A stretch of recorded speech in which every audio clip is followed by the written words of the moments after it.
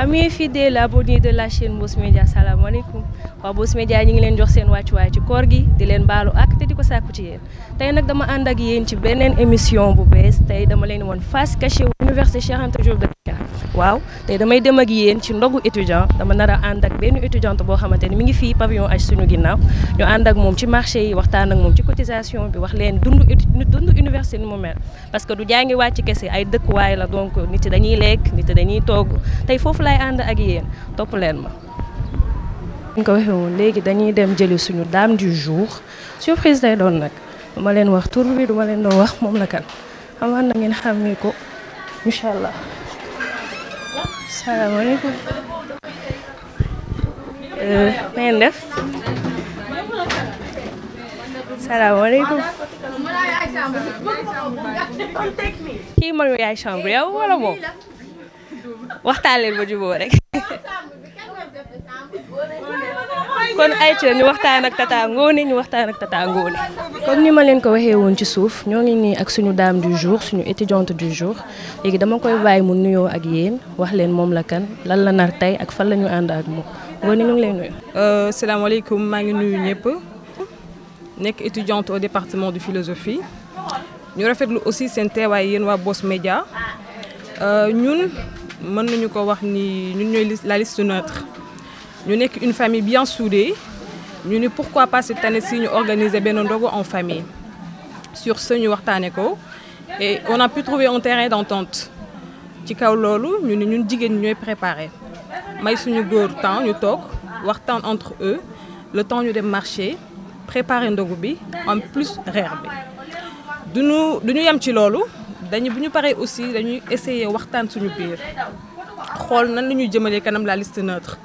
Parce que avant tout liste neutre c'est une famille parce que ku ñëw université bàyyi nga sa famille ñu retrouver une deuxième famille ñu ni c'est une belle initiative cette année-ci ñu jël ko fêter ko ensemble pour mieux se connaître.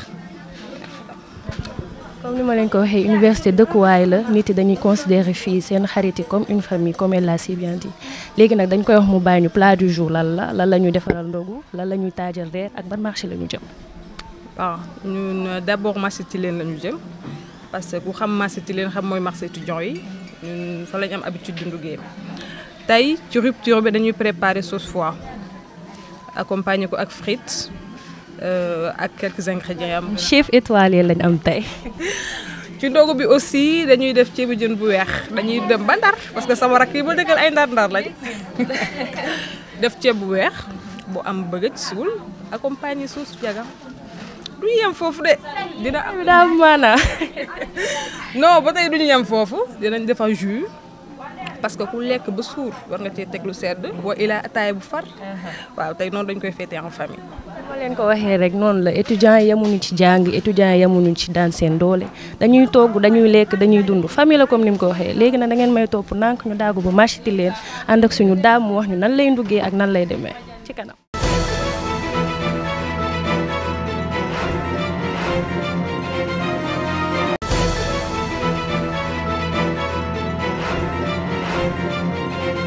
biir marché leen ak suñu dame du jour moom jiitu nañu mi ngi ci biir xam naa certainement am na fu mu war a nduggee fu précis dañ koy bàyyi ba mu taxaw ñu waxtaan ak moom incha allah. fan ngay commencé ci ndugg bi wala ci jën mi ngay tàmbali.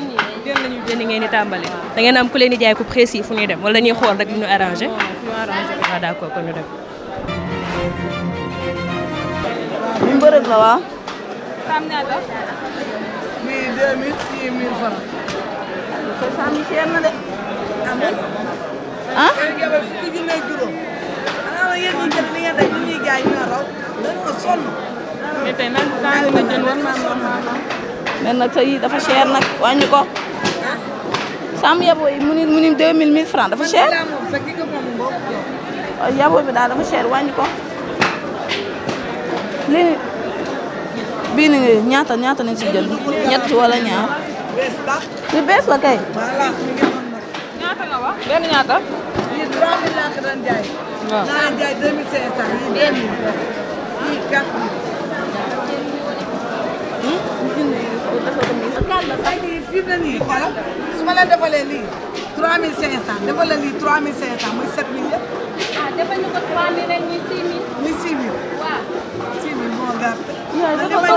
rek. 2002 barka ma jàpp na ma 2002 ma doon ko fay pass.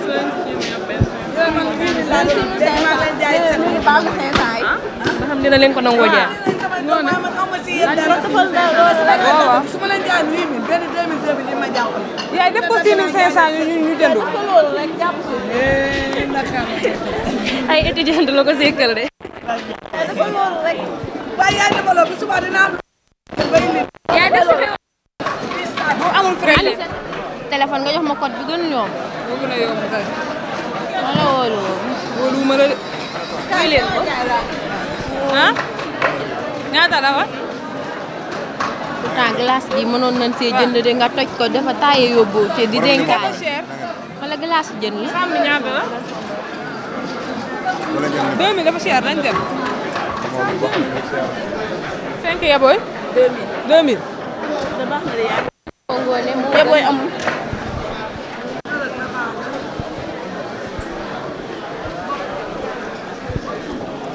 ma wala ma dégg damay togg sa añ ba. ah te nga sànni da nga fi ne bu mu jël. la sànni bi da ngaa daw. jox ko suñu papa ji mu waas. senti bi kay dama dem bàyyi leen. na ko joxaale mu waas ko jox ko mu waas ko. Pa Moussa. benn yëpp.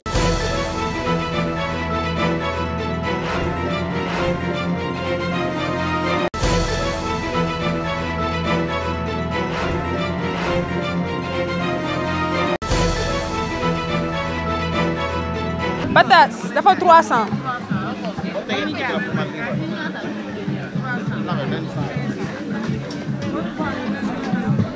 ñaata plat ngeen prévoir tey. ñaata plat. ngeen prévoir. 8 plat waaw. plat.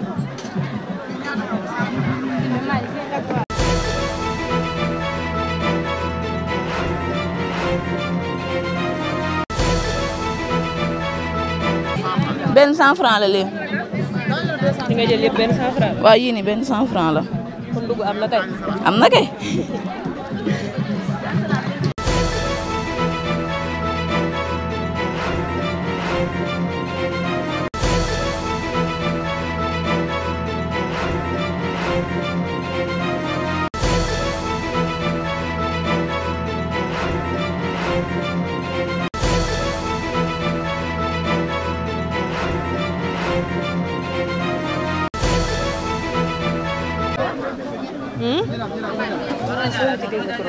kaani xeen la ñuy jënd ak limon. kaani xeen ak limon. jëndal kaani si mbuusi pour tëdd nokkas. kese après ñu jëndoon keroog saful de. bu baax. yi saful. saful kay mais day am nokkos bi rek la. am na bi am. ah bay baax. 100 francs la baax na baax na. am soxna si jëndal bu kii bi. après bu jaune bi jënd bu jaune. après nañ. bi gis nañ ni sànq ba tey yaa ngi dugg léegi seen côté nu mu tudd dépense bi naka lay demee cotisation la wala nu mu fa demee. waaw cotisation la kay. seen waa chambre yéen a koy dajale. ñoo koy dajale cotiser ak waa GIE comme genre xam nga ñun ñoo bokk dëkk Ndar. te mënuñu leen bàyyi noonu moo taxit donc da ngeen a boole yéen ñëpp ngeen cotiser pour reer. ñu boole ñu ñëpp. sinon naka nga gisee dund université war na métti de. metti torop torop ñu koy gérer nag. yow ban faculté nga ne. man fac lettres laa nekk département philo. ban année. département L1. d'accord kon yow yaa ngi soog a ñëw. waaw te dundin mi métti na déjà. torop. 200. 200 ana kii ordinaire waa ñaar. amoo sauce. pasti tamit amul. baax na nii suñu génne junni pasti. indi sauce 200 ak pasti bi 200. comme day économiser. waaye li yaay booy lii dafa bëri tamit naanaa bi foog mu bëre. nga tamit il faut ñu jàpp si combat bi xam nga yéen suñu ay doom da ngeen bàyyi seen waajur sa àll ba ñëw fii pour am dara pour dimbali leen ndax ëllëg loolu kese la il faut bu ñëwee il faut ñu jàppale leen tuuti ñu doon jaay juróom ñu jaay leen ko ñetti dërëm du noonu pour ñu jàppal si rek li ngeen bëgg yal na leen ko yàlla defal rek yàlla leen may leen ndam lu ëpp seen jot daal ba ngeen yor seen waajur yor bu rafet. bu ngeen ñëwee at baat ngeen fi jóg bu nga ñëwee maire wàññil ñu maire yoruñu dara maire amuñu dara di jooytu te bu nga ñëwee ca kër ga ni gaay joxe baay joxe yaay joxe ngeen ñëw rënkat ko dee leen ko génne.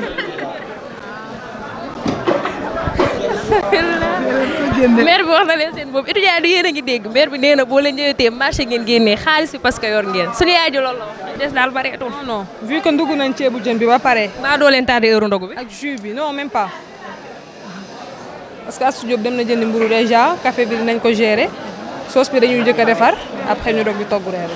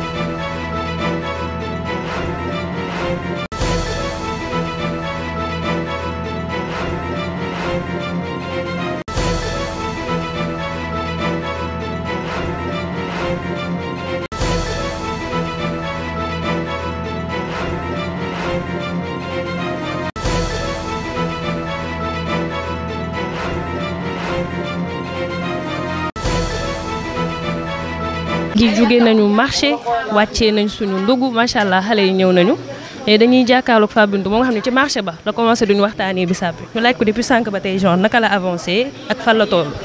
ah maa ngi nii di defar kii bi instant bi ndox bi laay tàngal pour mën a genre lax bisaab bi xam nga amoon gaz bi moo fi kiiwul pour mën a baxal bisaab bi mais instant bi mu koy lax pour kii bi gën a génn gis nga nu mer. tey lépp nga mélangé gu ani chose bi ma doon dégg sànq mi ngi ci biir. li chose bi ma doon dégg sànq. chose baa ngi nii. bisaab bi ci ndogu bi la mi ngi ñëw léegi moom ci ndogu ba la jëm wala ci reer ba. après reer bi la. léegi dem jëli borom ndogu bi. waaw d'accord moo géré ndogu bi maa ngi ñëwaat Fatou Bintou. waaw inshallah. soxna si ma yegg si. ay bos kii mi ngi may lakk.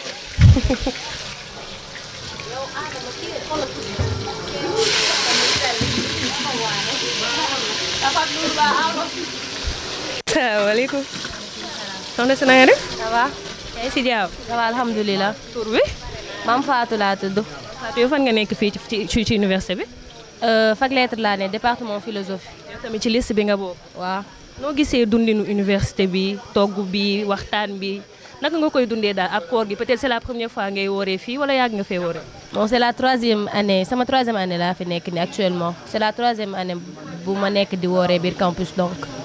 ah c'est pas trop difficile mais c'est difficile en même temps parce que c'est pas trop c'est nan laa ko mën waxee sax des fois da ngay toog doo am mais avec la vie sociale qu'on a au campus des fois sa xarit jàppale la ngeen génn si c'est pas trop facile daal en tout cas mais yàlla baax na yàlla ak ñuy suturaal. dundin bi daal doy na waar fii ci université bi. mais ñoo ngi yàlla ak ñuy suturaal daal en tout cas. ñoo ngi ñëw. Bah, on vit avec philosophie, on est là. Surtout, bon, nous et Gaïa, et tout, donc ça se fait facilement. C'est difficile, mais bon, on gère. On gère. moom ñu ngi woon ak moom ci marché bi depuis 5 et ça dafa mel ni moo géré soble bi. ani Ngoné. waa Ngoné yaa tëdd nii. bàyyee nga xale yi waañ bi. fii damay relax marché bi daa métti woon trop. da nga tëdd nii bàyyi xale yi ñu géré. waaw baax na ko ñu jël suñu yaay ji fu mbir mi toll. waaw ñu ngi ci soble bi instant yi dañoo nekk di dagg soble pour defar sauce quoi waaw ci lañ nekk nii. kii mooy commencé ndogu bi après ngeen soog a enchaîner ci reer. waaw ndogu bi la ñuy njëkki après ñu mujjee reer bi. incha allah. asalaamaaleykum mbokk yi Anne Marie Samb laa tudd maa ngi faculté fac lettres nekk département géographie en 2e année. waaw campus de moom dund bi yaa ma gën a xam ñun moom en famille lañ koy dund métti na méttiwul. ndax bu méttee dañ koy gérer entre ñun bu neexee tamit ñu yaa ma gën a xam zonze mooy loolu. fallait que ñu woon xale yi que ni dund université bi yemul ci jàng kese que ni dañuy togg dañuy lekk dañuy waxtaan loolu yëpp pour que nit yi xam ko pour xam ni aussi que ni genre yemuñu ci jàng bi daal nekkuñu ay jigéen yoo xamante ni ñi ngi bàyyeeku ñi ngi parce que ñi ngi liggéey fii nii donc une fois marié mën nañ ko gérer waat incha allah lan nga xalaat ci loolu parce que ñu bëri dañu yaakaar ni étudiante yi mooy loolu sawaruñu ci affaire yi donc nga wax ñu lan nga xalaat ci loolu. mais la vie au campus sorewul ak suñu dund suñu kër c'est juste que fii dañ fi nekkul ak suñu ay yaay rek ak suñu papa loolu la rek mais bu togg jotee xale yi dañuy togg bu kaf jotee dañuy kaf bu jàng jotee ñu jàng wax dëgg neex yàlla amul différence ndax nekk campus tere wala nekk jigéen bu baax nekk campus tere wala nekk jigéen goo xam ne war nga mën a dem say toppatoo sa njaboot toppatoo sa jëkkër du si dara. li ma leen ko doon waxee noonu rek la lii mooy face cachée wu université yamuñu ci jàng bi dem école. dañuy def suñu musóor def suñuy robe mi ngi nii di yëngal bisaab bi comme ni nga ko waree kon xam ngeen ni kii chef la voilà donc bu leen yaakaar étudiants yi ci jàngam lañ yem ñu ngi ci kër gi ñu ngi ci togg bi ñu ngi ci lépp macha allah ñu bàyyi xale ñu doxal ba ci kanam.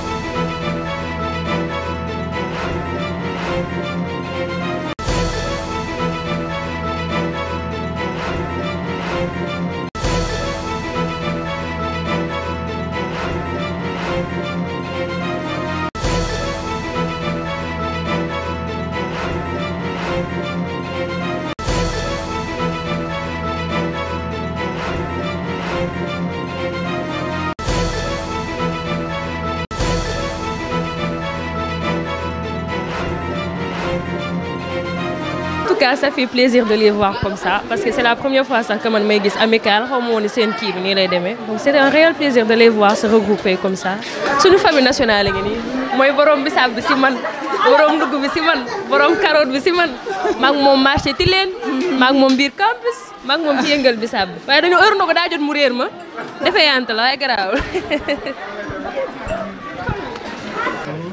sant yàlla julli ci yeneen bi. di gërëm aussi ñi nga xam ne wax nañu waaw ci invitation bi wuy si nañ ci invitation bi di wax ni lii moom sant ak gërëm rek lañ ci mën a def ñaan yàlla yàgg ko teewee parce que Ramadan dafa nekk un mois béni mois boo xamante ni yàlla da ko barkeel tànn ko ci mois yu bari donc di ci retrouver wu di ci def lu baax di ci retrouver wu en famille aussi day témoigner que ni nous sommes une famille quoi que non boobu noonu ce n'est pas quelque chose que l'on dit mais c'est quelque chose que l'on croit et je pense que loolu la ñuy xaar ci ay jullit bu ñu nekkee quelle que soit aussi leur appartenance religieux musulman chrétien tey li ci am sens mooy moments yi ñuy partager c'est des moments de communion de solidarité et de partage donc en tant que secrétaire général liste bi vraiment maa ngi magnifier action bi nii et di ñaan yàlla aussi ñu perpétuer ko. koor gi ñu ngi koy dund de dugg nañ ci bismillah te bëgg nañ ci génn ci alhamdulilah incha allah lii nag dafa nekk lu macha allah daal lañ mën a wax en quelque sorte ndax. def ndogu en famille ñu bëri bëgg nañ ko def te mënuñ ko def mais lii macha allah daal sa kaw sa kanam rek incha allah li si neutre moom nañ fi yàgg rek di gën a baaxal muy gën a baax incha allah. Boss mi ngi fi de di informer étudiants yi di def ay comédie waaw mi ngi def lu intéressé étudiants yi daal waaw. li si neutre moom comme définition bi rek nouvel esprit uni et travailleur pour la revalorisation de l'étudiant.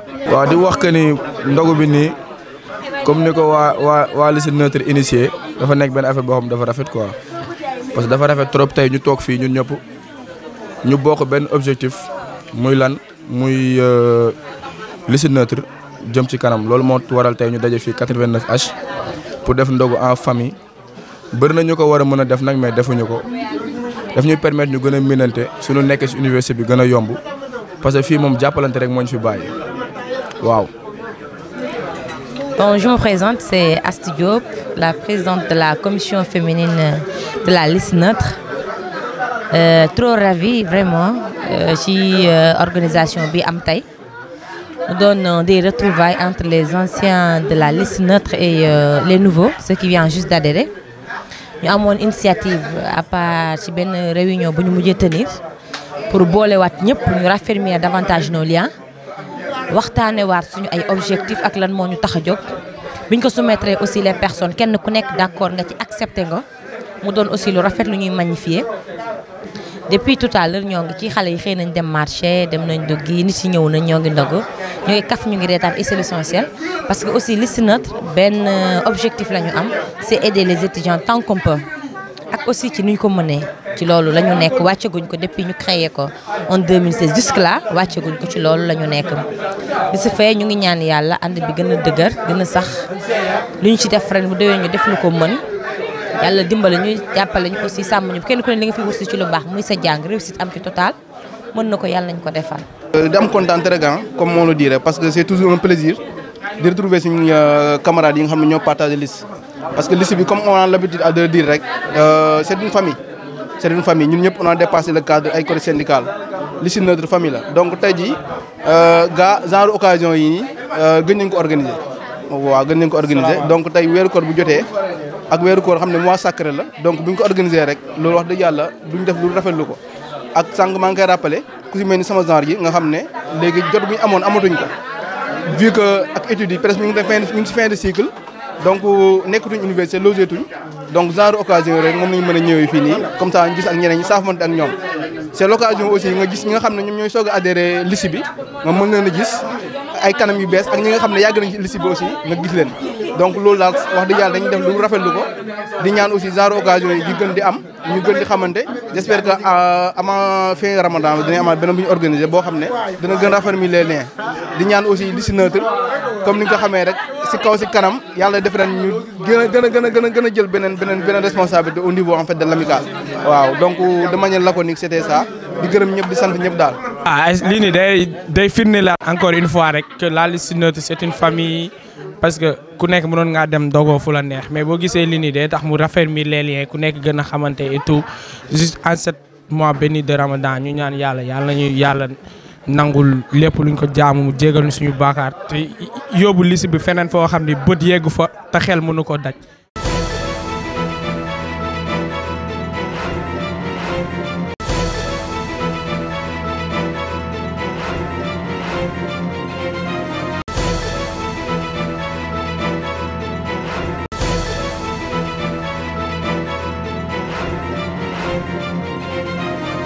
bis bi daal dafa ala doome lekk nañ ba suur naan nañ def nañ lépp.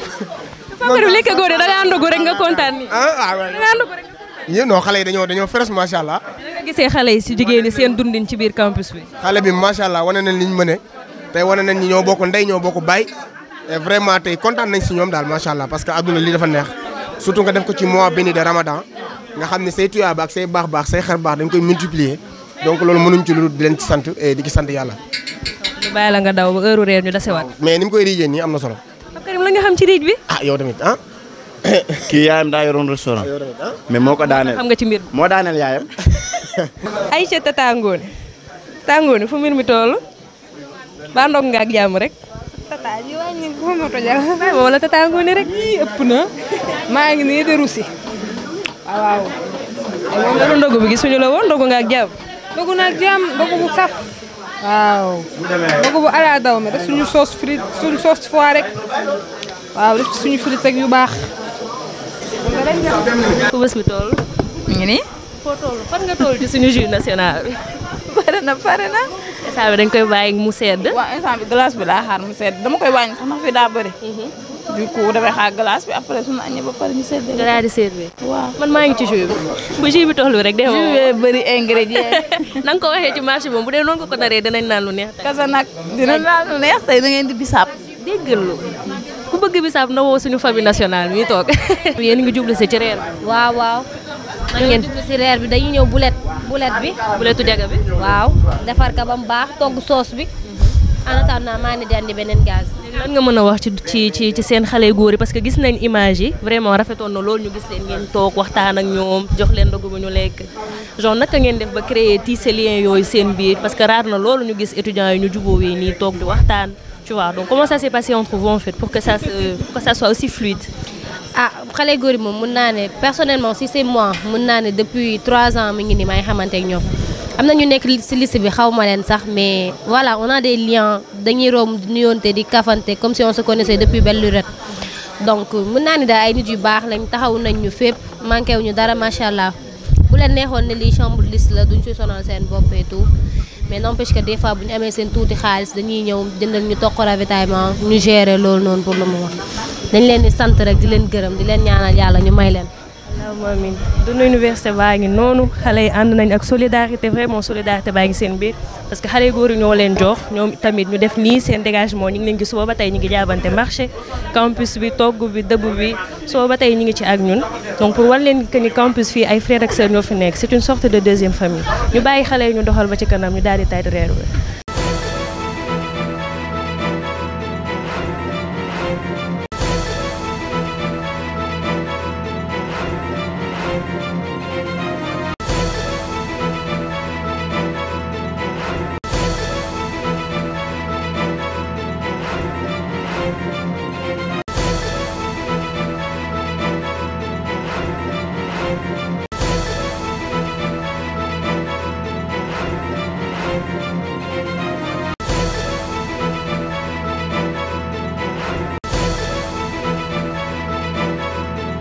daa mel ni mbir mi ngi waaj a pare ngoone sànq ba tey yaa ngi woon ci waañ bi war ngaa ànd ak coono de. wallaay coono bu jéggi dayoo sax. waaye dafa mel ni sa góor yi jar na. jar na ko pour góor yi sax weeru koor bee ko jar. surtout loolu ay xasanaat lay doon. mois de bénédiction la ñu ne kon ku ci nekk yaa ma gën a xam rek.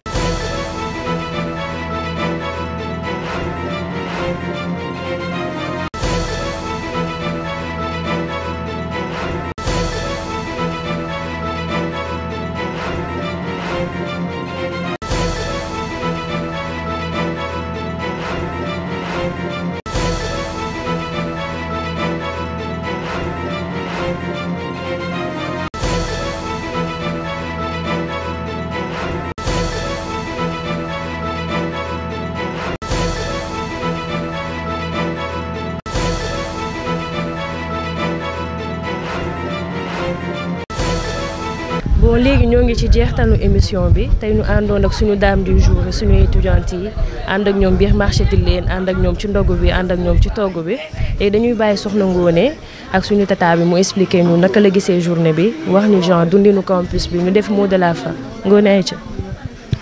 waa déjà ñu nuyuwaat ñëpp aussi di rafetlu journée bi rafetlu aussi Boss Media ci accompagné bi mu ñu accompagné tout au long de la journée et ñu wax ni journée bi ce n'était pas facile parce que bon le fait nga woor dem marché Tilène coono bi par-ci par-là ñu fexe ba surmonter ko togg ndogu ñu ndogu en famille ñu ma wax ni c'est une première fois ma participer ci ndogu waa liste neutre Mais ce que j'ai à dire, c'est que c'est une bonne initiative. Je ne peux pas citer de personne, mais je remercie tous les membres de la liste neutre.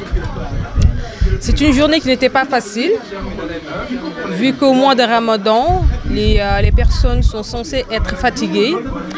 Et on a pu surmonter tous les obstacles. Le matin, on est allé au marché, faire nos jassa, et on a fait le ndogu en famille. Métti woon na trop, mais malgré tout, on a réussi. Parce que mën nañu wax ni si koor la ñu nekk naaj bi tàngoon na et tout man sax j'ai failli évanouir billahi mais génn nañ ci daal ci mën naa ni c'est une belle initiative parce que quand on parle de la liste neutre on fait référence à une famille lañ yàgg a wax raison pour laquelle on a organisé ce ndogu pour vivre en famille et pour partager. Voilà, ñu ngi koy rafetlu bu baax a baax macha allah. Merci beaucoup Meita. Comme ni ñu leen ko doon waxee sànq, il y a la notion de familiarité qui vient, la notion de famille qui vient dans la bouche de tous ces étudiantes.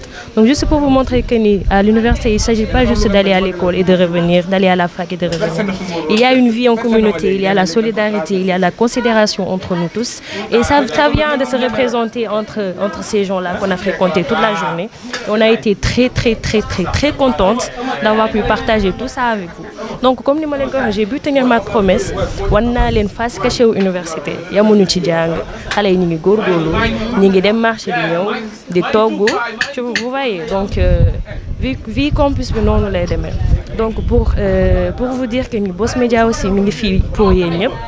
bépp étudiante boo xamante ni nii bëgg nga participer mën nga ñu contacter nga envoyer ñu message nga notifier ñu ko ci commentaire et on viendra à vous inchallah. D'ici là, portez-vous bien, bisous et kooru jàmm.